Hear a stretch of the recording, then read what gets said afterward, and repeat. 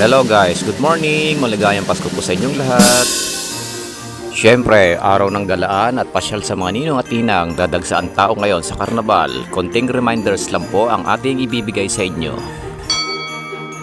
Mga nanay, mga kids po natin, ingatan natin na huwag mawalay sa tabi natin. Lagi siyempre dagsaan tao, maraming tao, baka anak natin mawala. Mga personal belongings, wallet, alahas, mga cellphone, lagi nating ingatan, hindi natin maiwasan na meron diyang mga mandurukot sa ating mga tabi-tabi.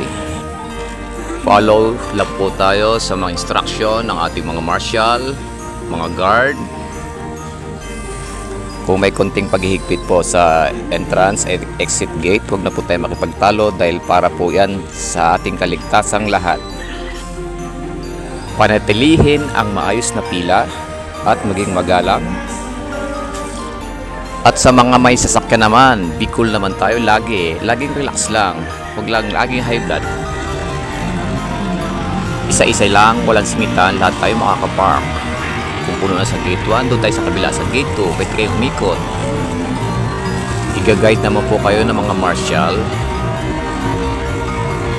At sa mga magdadala ng kanilang mga alaga, mga aso, dapat po nakasuot siya ng pampers para makapasok sa loob.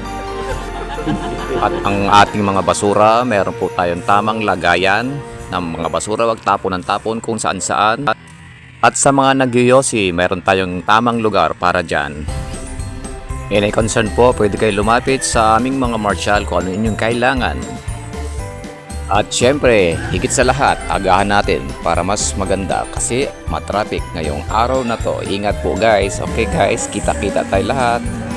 Bye-bye, maraming salamat. Merry Christmas!